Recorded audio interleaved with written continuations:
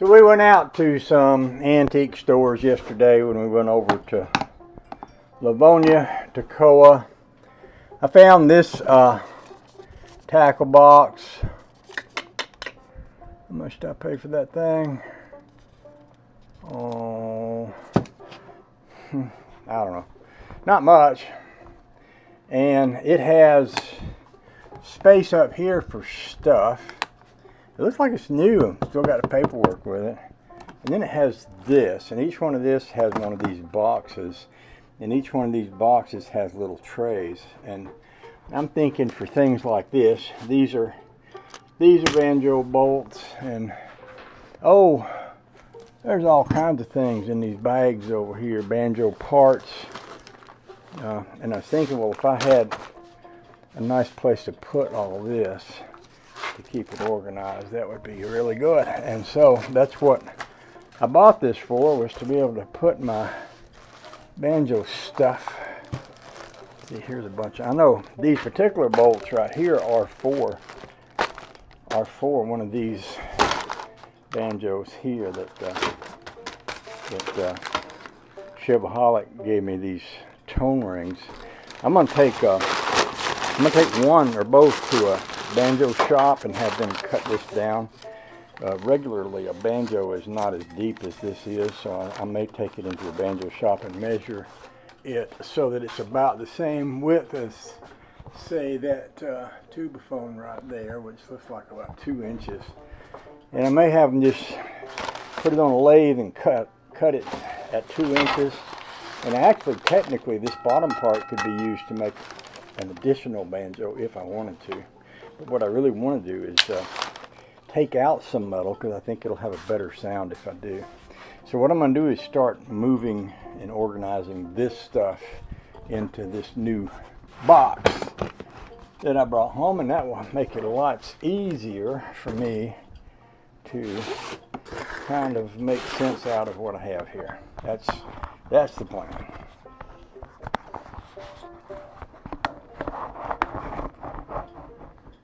By the way, Todd and Lisa is here. They've gone down, well, actually they've gone out on the boat. So they're out in the boat exploring the great wonders of the lake and all, which is awesome.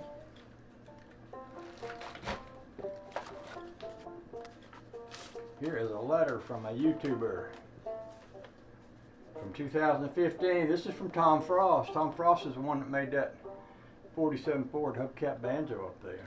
See, that's a treasure right there. That's a good thing to put up here in the top part, is treasures like that. Tom messaged me the other day and said hi. I visited him at his place in Michigan.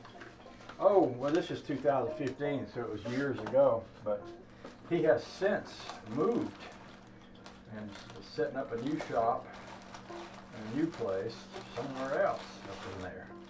So, these are, we call them shoes. These are banjo shoes. That's little things that go around the banjo that the bolts go through. And these are nickel-plated brass. I got these from, trying to think of the name of the company, Balsam. I think it's Balsam Banjos is where those came from.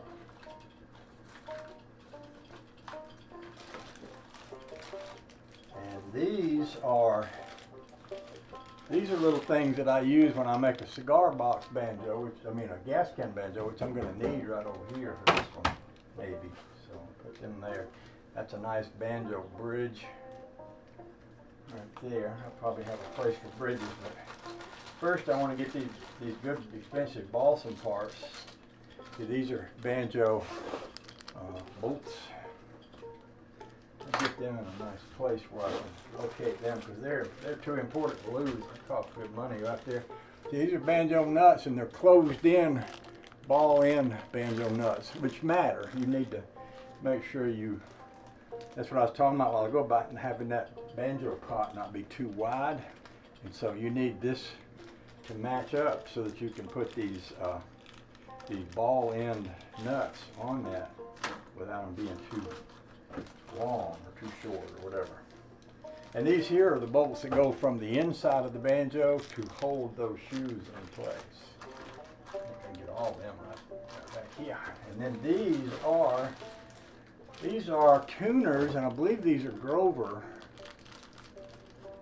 These are also, I don't think these are, you can buy cheap Chinese tuners and they work okay, but I think I might have bought good tuners because I bought them specifically for this banjo. So that takes care of those pieces, and I might as well put, here, I'm going to use a different box to put other things in. Like, I'm going to start, maybe I'll start with this one here. And see, I've got these little, what these things are for is if you're putting a banjo neck into a can and you don't have any kind of stick or anything to attach to, you can screw one of these in and it's threaded, and then you can screw one of these into that, and then you can get a threaded rod and run that to the other side of the can and bring it out and then put your tailpiece on the other side there. That's what these are for.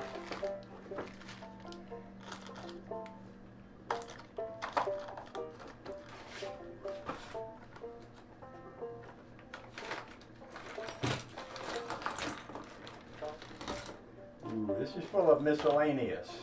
Like this thing here is a banjo 5th string peg ream. A banjo 5th string peg is made at an angle like the front axle on a car. It has a kingpin, and you have to ream that kingpin out to make it fit. And this is like that. You ream out your 5th string hole so that your banjo peg will go in there. You don't glue the banjo peg in, you press it in, so that hole has to be right. So that means this tool is important.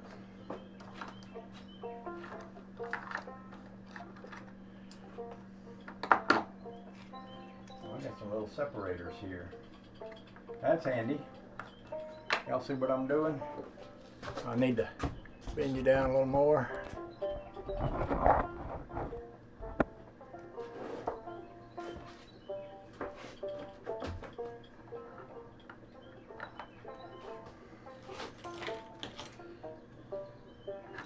These are capos, which are important.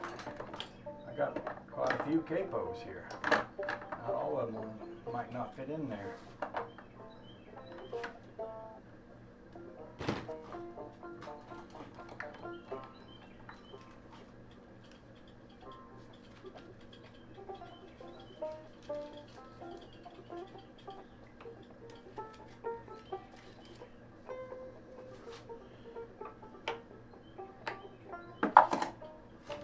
This is a bottle slide, which can go in this little cabinet over here, because I've got bottle slides over here in this cabinet. Right there.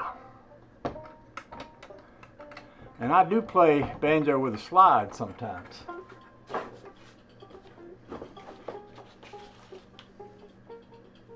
I'm going to start a place for my bridges here.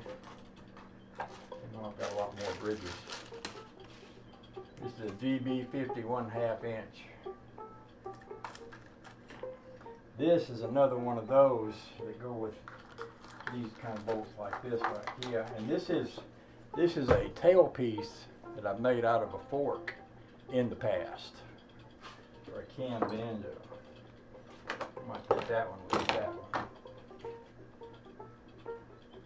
There's another bottle slide.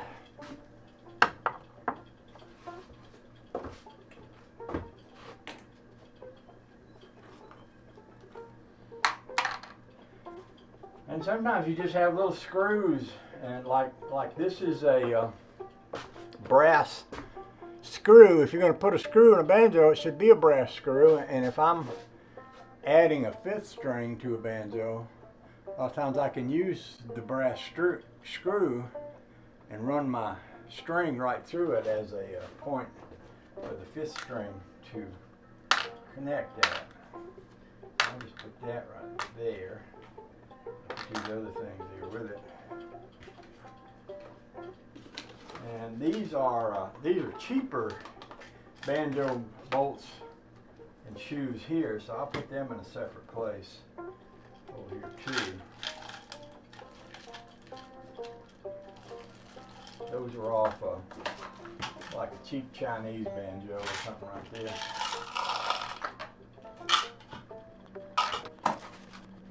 Now, these may not seem like anything, but these are pieces of bone that you use to make a banjo 5th string nut with.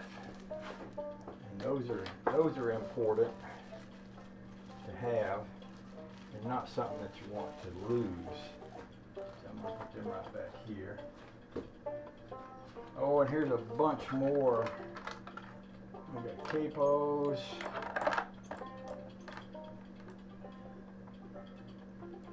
And bridges, lots of bridges. Some of these are pretty expensive, you know. Some of these bridges here.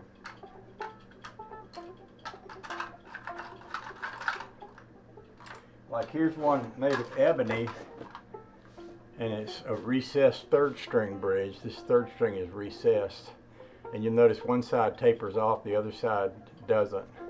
That's a special banjo bridge that you have to pay. You have to pay pretty good money to get one like that. I think what I might do is have a section of bridges that are just plain regular, and then a section of my high dollar bridges. That'll make it easier for me to, like if I go looking for a bridge, I don't need a fancy bridge to go on every old banjo, but sometimes I want a fancy bridge depending on what kind of banjo, which banjo it is. So it makes sense to pre-sort them. Like this bridge here, see that's another ebony banjo with a bone top. Here's even another kind of bridge. That's about a 3/4 of an inch looking bridge. Maybe it's a 5/8. That's different. There's a homemade bridge right there that I made for something, or a homemade bridge blank. And see, here's another one, specially carved banjo bridge right there. That's special. This is a bridge I made out of a credit card once. Every bridge will give you a different sound. So, I showed you a tailpiece a while ago made out of a fork. This is a real tailpiece. This is called a no-knot tailpiece. And this down here goes into the rod that comes out that holds the neck on. You've got a rod that goes through the banjo. Sometimes it's wood, sometimes it's metal. And it bolts in with a tailpiece bolt, and then this goes through that, and this hangs over the top of the banjo, and you hang your banjo strings, those loop-in strings, you hang them on that. That's a no-knot banjo tailpiece, and that's a good thing to have. Another good thing, a thing I'm going to need is, and I'm going to show you this. This is a railroad spike. Now this is a railroad spike for a miniature railroad. Somebody like Sony might be able to tell you more about this, or George or somebody. But the way these work is if you've got a capo on a banjo, you have a 5th string that needs to be capoed up higher than the regular strings. So what you do is you drill a hole with a dental drill into the banjo. You put this spike in there, and then when you want to hook that string, you pull that string under the lip of this behind a fret, and that turns into your 5th string. That fret turns into your 5th string capo. So that's a railroad spike. That's very common, and you see how small that is, so it's very easy to lose. So this is an important thing. It needs to be kept track of, and I'm going to keep track of it by putting it in a particular little spot right back here for just that kind of thing. I just thought I'd share that with you.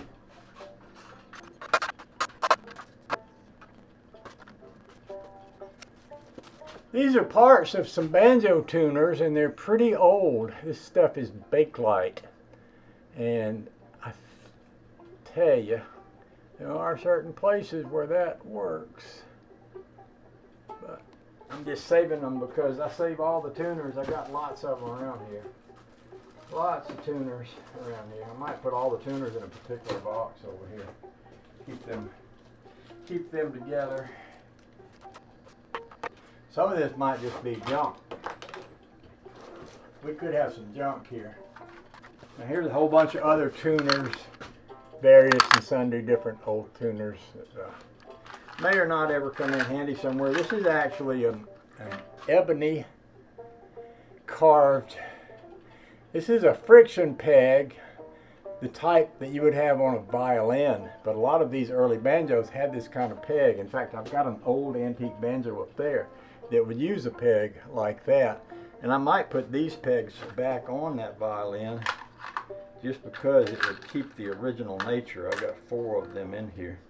I'm going to set them to the side for right now until I figure out exactly where I want to put my pegs. But they take up more room than some things do.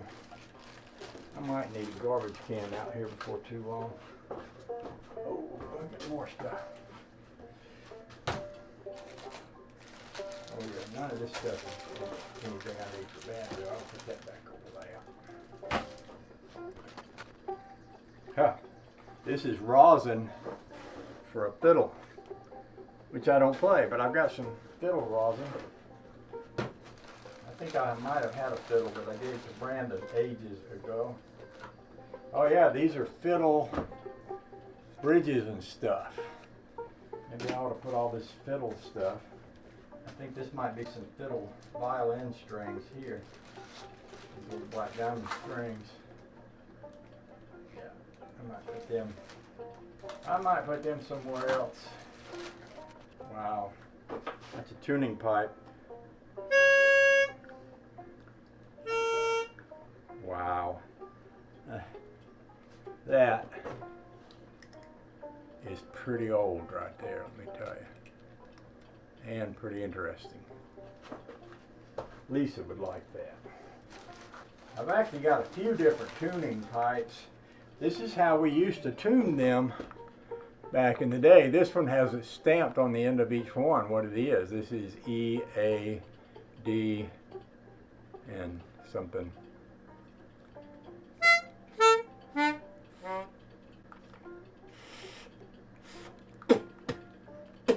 Yeah, this is a newer one, same idea. This is for violin. I'll put that over here with this violin stuff. In fact, maybe I'll just put all this violin stuff right back in here in this bag for now. This is a miniature violin right here.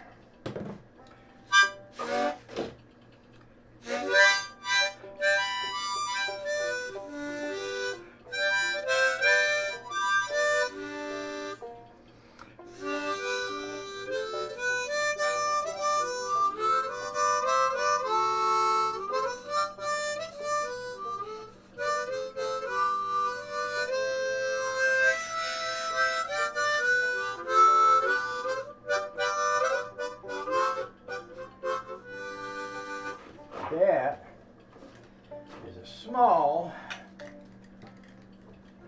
harmonica. Now I also have over here an even smaller harmonica.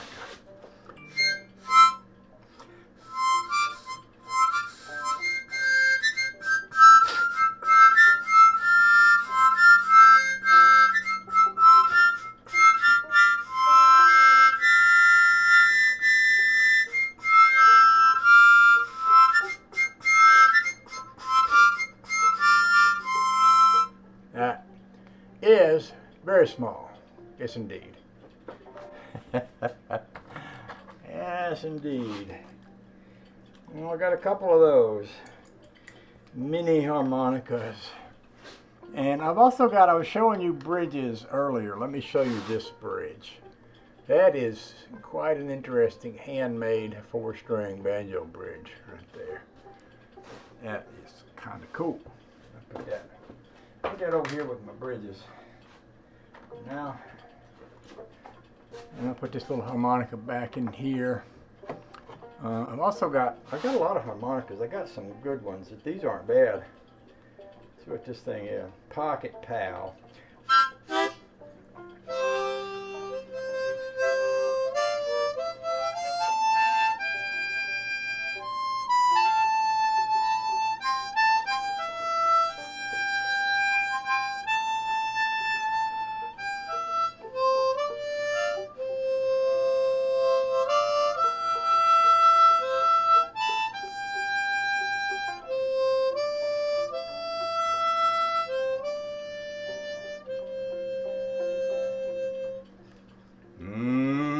Yes, sirree. Yes, sirree, Bob. Yes, sirree, Bob. There's a little knife sharpening thing. Little knife stone, little tiny thing. And this is interesting. I don't know. Sometimes I do save old stamps. But I saved this stamp years ago. It's a hot rod stamp. And I'm going to put it, I used to have a little stamp collection in a jar. Oh, here it is. See, I've got some stamps here that, oh, they go back a long way. This is Lucy Stone 50-cent stamp. I got Buffalo nickel in there. I got some old pennies. I got a couple of 1 cent Thomas Jefferson stamps. I'm gonna put that hot rod stamp in there with that. Cool. Add that to my stamp collection. Y'all didn't know I was such a collector, did you? Here I am. Alright, now I threw a pocket knife up in here a while ago. I put that stone up. I need to work on this cabinet that you're sitting on. Because the shelves aren't deep enough as I want them to be, and I've got some wood I could carve some shelves. In fact, I got my table saw right over here. I could carve some shelves to go on that. Let's put this box back in here for now.